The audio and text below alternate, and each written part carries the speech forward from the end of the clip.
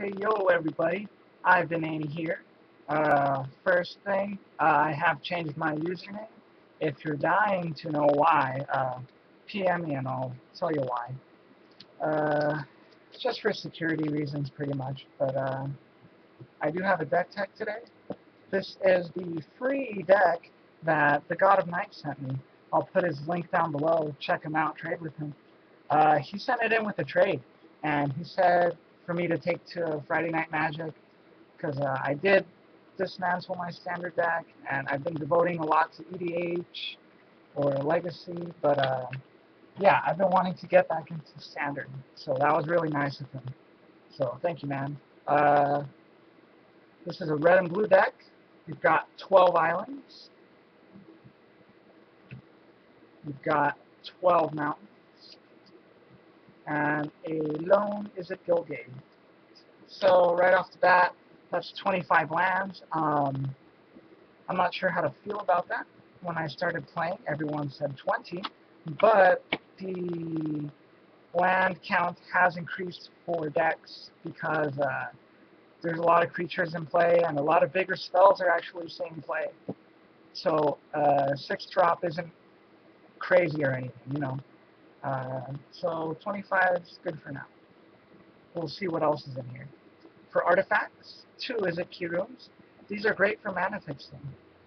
They also become animated for 1 red and 1 blue, a 2/1 blue and red elemental artifact creature. And it also has, whenever it deals combat damage to a player, I may draw a card and discard a card. So we're already seeing the sort of looting ability, which I've always been a big fan of. So we've got that. And for multicolored spells, we've got Teleportal. Target creature you control. Target creature you control gets +1/+0 until end of turn and is unblockable this turn for 1 red and 1 blue. You can overload it for 5, giving everything you control +1/+0 and unblockability. So that's a potential game ender right there. Win condition. A Thought Flare. Instant, draw 4 cards, then discard 2 cards. So one of the better loot spells. So more looting, I see. And blue creatures. We've got 3 Runewing. They're 4 mana for a 2/2 flyer. Whenever it dies, draw a card. So these guys have evasion, and they can draw you a card if they die. Hopefully they don't, but if they do, you get a card. That's handy. A Welcome Turn. It's a 2/1 flyer, can block only creatures with flying. Downsides. Target creature I don't control gets -4, -0 until end of turn for a single blue. I can overload it for 3 to give everything I don't control -4, -0. So this is a sneaky card. A lot of people don't see this coming. I've never come across it, but hey, it might be good. Luster Squaw, one of my favorite overload cards. Not my favorite, but one of the favorite. For 1 blue, you can tap a creature you don't control. But for 4, you can overload it, tapping everything you don't control. So really good in Commander multiplayer games.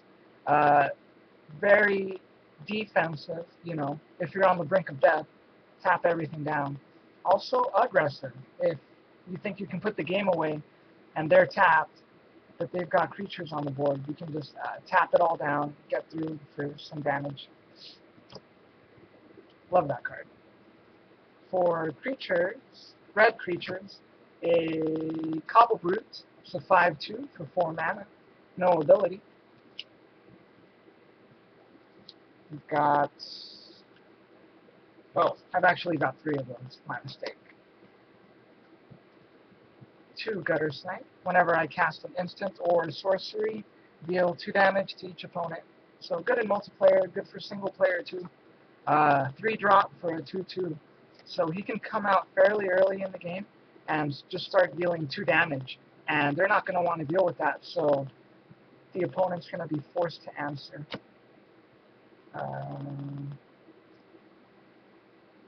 We've got Tenement Crasher. It's a 5/4 with haste. One of the better sized haste creatures because a lot of them die due to their low toughness, or they have at the beginning of the end step sack this creature. But for 6 mana, a 5/4 haste, not the worst thing in the world. He will definitely stick around. And we've got Electrickery ×2. It's kind of limited because not everything's going to have 1 toughness. So I think I might move these into the sideboard card. But right now I'm just doing the deck. So. Museum Warders, really good card. For 2 mana, deal 4 damage to a creature you don't control. For 6 mana, you can overload it, deal 4 damage to everything. It's a very good board wipe, assuming there are weak creatures on the board. Wild Guess. You have to discard a card in order to draw 2 cards for 2 red. Not too bad. Red has a tough time with drawing. Krenko's Command. Token Generator. 2 1/1 tokens come out. Chandra's Fury deals 4 to the face and 1 to each creature. Another Krenko's Command. 2 Goblin Rally. For 5 mana, I get 4 1/1 goblins.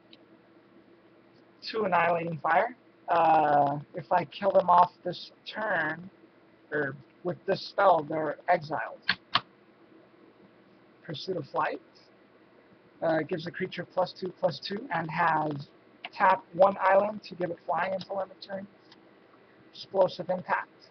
Deals 5 direct damage to creature or player. Nivix Guildmage. More looting. I think this is the direction I might want to take this deck in.